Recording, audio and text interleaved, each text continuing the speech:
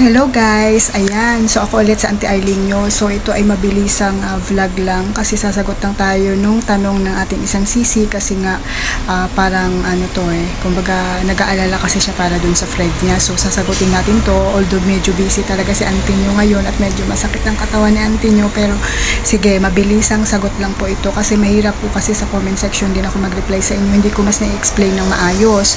So yun, pasensya na kayo kung mabilis ako magsalita ngayon kasi nga kailangan kong bilisan kasi may trabaho pa si Auntie nyo. So isisingit ko lang talaga to guys. So yung tanong kasi ng isang sisi natin is parang yung friend data niya is nandito na sa Singapore, tapos wala daw bang binibigay ang agency na free na SIM card, tapos sino daw bang magsusundo sa kanya, agency daw bang magsusundo sa airport dun sa, siguro ang tinutukoy niya is yung friend niya na nakarating dito dahil wala siyang balita, tama ba sisi, or hindi na nagme-message sa kanya yung friend niya.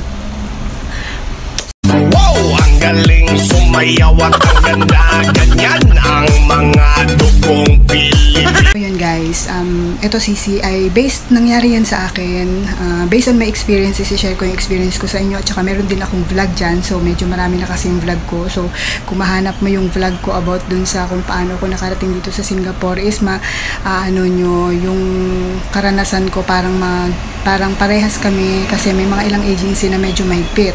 So nakinukuha nila yung mga valuable things pagdating sa agency bago ka pumasok, katulad nun sa akin, bago ka pumasok sa loob ng agency or dun sa office nila, yung maleta mo, lahat ng gamit na dala mo is lalapag mo yan dyan. Tapos meron yan na mga tao na katulad nila pag may transfer dun sa agency na yun, sila ang kukuha ng gamit mo, yan, yung mga ultimo underwear mo, ultimo yung damit mo, iwawagwag nila yan na sigurado talagang wala kang nakatabing kahit na ano dyan, katulad ng kukunin nila, i-confiscate nila pansamantala yung valuable things nyo katulad ng cellphone, alas at pera.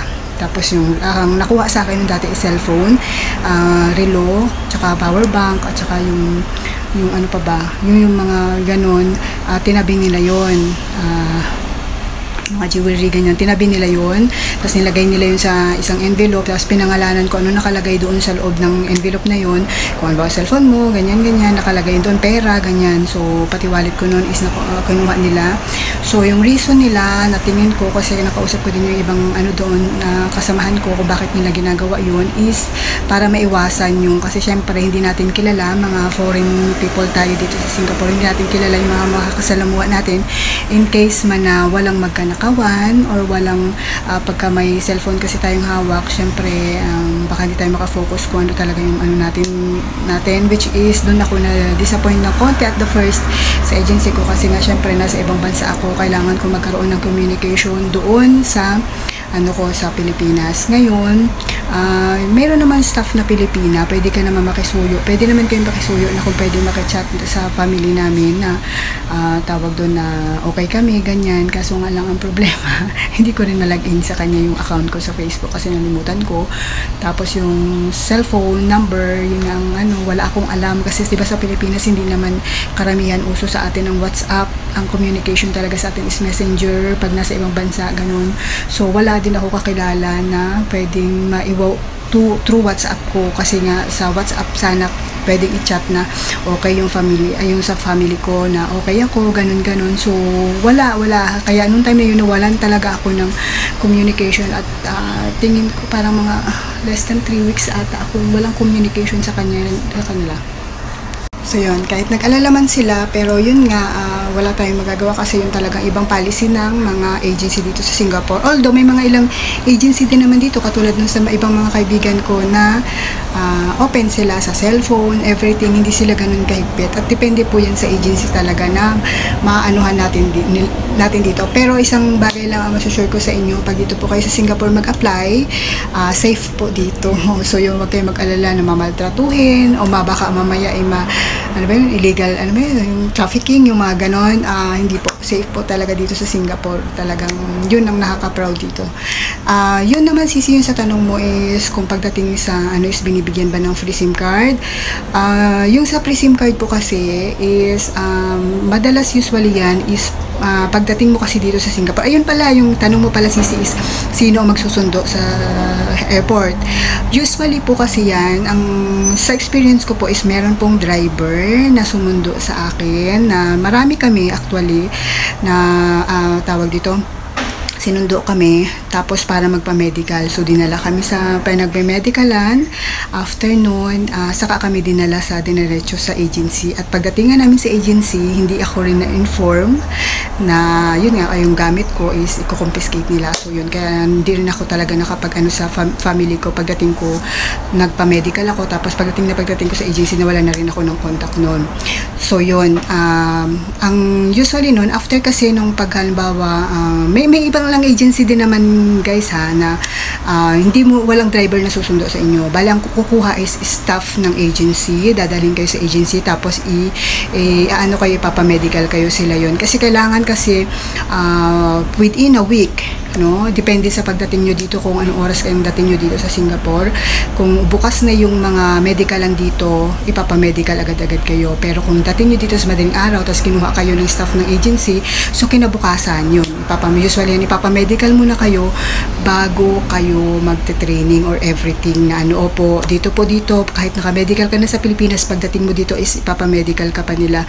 Bakit ganun ang ginagawa nila? Kasi po, minsan kasi magpa-processing time tayo sa Pilipinas, di ba, medyo inaabot tayo ng minsan less than a month, 1 month, 2 months, depende kung gaano katagal ang pag-process natin. At karamihan din po, minsan may mga partner tayo, ang iniiwasan po talaga nila dito is makarating kayo dito sa Singapore na buntis kayo, yun, or may HIV kayo, or meron kayong mga problema sa health issue nyo. So yun, tinatry po talaga nilang malaman muna kung fit to work kayo. Kasi once na malaman nila buntis kayo, so anong gagawin nyo dito? Hindi kayo pwede magtrabaho ng buntis kayo, so kailangan ibabalik kayo sa Pilipinas. Kaya hindi po maghintay pa sila ng time na malaman na lang na buntis ka, na process na lahat, na nakapag-seminar ka pa. Kasi after mong medical niyan, pag fit to work ka, magsisitling in program ka, na tinatawag yun, na yun ang requirements yun ng MOM o Ministry of Manpower dito, or DOLE, para makakuha kayo ng working permit at yun, makapag-thumbprint kayo noon. Isa yun sa requirements para magkaroon kayo ng working permit dito sa Singapore. Kailangan doon kasi tinatakal yung rights natin, rights ng employer, at saka yung para ma-adapt ang culture nila dito. Basta marami yan guys, para malilinawan kayo sa bansang Singapore. Kasi guys, kanya-kanyang bansa is may kanya-kanyang policy, may kanya-kanyang rules, may kanya-kanyang batas na kailangan tayo ang mag-adjust. At doon sa atin na kung ano yung batas nila dito, kasi may higpit po sa batas ng Singapore. At syempre, katulad diba naman sa ibang mga countries, katulad mga Muslim countries, bawal ang may mga religious items, so yun yung mga ganun. So dito rin may hindi, parang Pilipinas lang, pero may mga rules sila dito na kailangan malaman mo din. Katulad dun sa safety ng mga helper, bawal kang ng pintana, na kasi nga dito pataas ang mga building, parang condo style. Hindi mo pwedeng linisin yung labas na bintana mo na wala kang safety something na kailangan talaga nakalakihan. So yun, dun pa lang tinitraining na kayo kung ano yung mga dapat ninyong gawin. Kaya pagdating nyo sa bahay ng amo nyo is meron na kayong mga idea kung paano, at saka kung paano yung pakikipagsamahan nyo sa mga employer nyo, kung ilan bang races dito, ano bang mga lahi dito, paano ba makipag-communicate sa kanila. So lahat yun, bago pa lang kayo i-dispatch sa amo nyo is iti-training nyo yun. Hindi yun parang pagdating nyo dito, diretso na kayo sa amo nyo. Hindi. Marami pa pong process yan. Kaya usually, nagtatagal pa kayo pag mabilis ang process ng mga agency. Kailangan na rin kayo ng employer nyo. Siguro mga within a week na i-deploy na kayo sa bahay ng amo nyo. So yun, hindi yun ura-urada na pagdating nyo dito is i-deploy agad kayo. Hindi, kasi kailangan nyo pa magpa-medical at kailangan nyo pa rin na mag-training or yung seminar na settling in program na tinatawag yung SIP. So yun, kaya Sisi, kung yung tanong mo pala, balik tayo sa tanong mo, kung sa agency ka, yun, depende sa agency kung staff ng agency or yung driver na para magpa-medical ka ang kukuha sa kaibigan mo. At yun ay hindi ko alam kung sinong kumuha sa kanya sa airport, pero meron at meron yan. Hindi yan na ikaw ang pupunta or kami na nasa airport, ang applicants ang pupunta doon sa agency. Hindi ganon. Meron at meron pong susundo sa airport.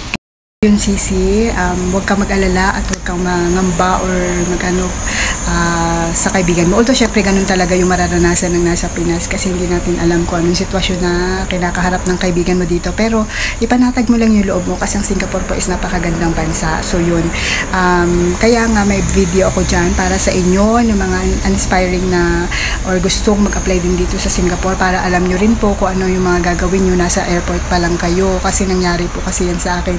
Kaya nga nung nasa airport ako, maliit lang din talaga yung bag na dala, yung luggage na dala ko. Actually na ano nga yun naging hindi siya naging check and luggage, parang hand carry carry on luggage ang tawag sa kanya, yung pwede siya mag-fit, dalhin ko siya sa loob ng eroplano, nilagay lang yan siya sa taas ng nasa taas ng seat ko. So yun, kasi ganun lang siya kaliit, pinadala lang sa akin. Kaya nga dapat pag pumunta kayo sa ibang bansa, alamin nyo din yung mga dapat nyo lang talagang dalhin at para kumasya siya sa maliit lang na luggage. Huwag kayo magdala ng sobrang daming mga bagahe kasi hindi nyo pa alam yung magiging sitwasyon nyo dito sa Singapore. Although naman dito is walang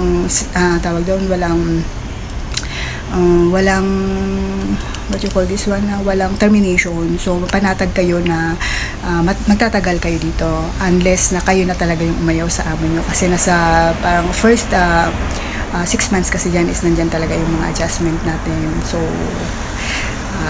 maraming mga pagsubok pa tayong dyan kasi nga syempre mapapawalay tayo sa pamilya lalo na yung homesick. So yun, kaya Sisi, nasa airport pa lang, huwag kang mag-alala kasi ang airport nila dito is free wifi. So during nasa airport pa lang siya is makukonect, for sure makukonect niya naman kayo or maano nyo naman na nasa airport na siya ng Singapore.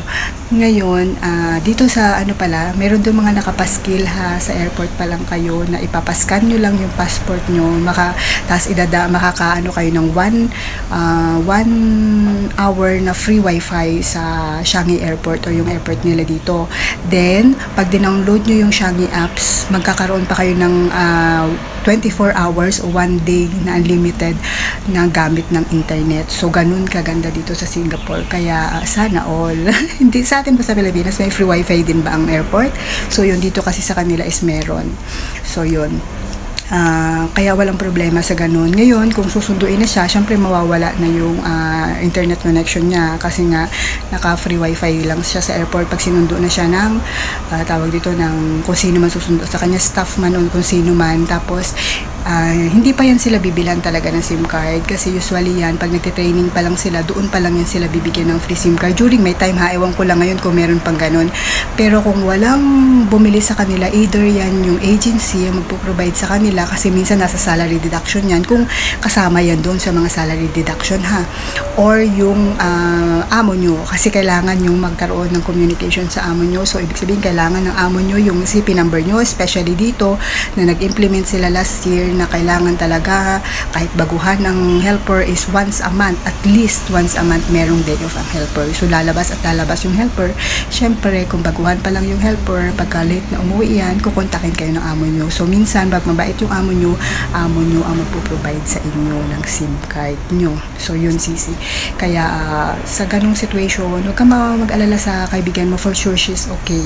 So yun, pagka nasa amo na niya yan siya, for sure yan, kukontakin kayo. So siguro baka ngayon is nasa accommodation siya or nasa agency siya, which is depende sa agency nga, katulad ng agency ko, kinonfiscate yung cellphone ko at saka yung ibang mga valuable things ko.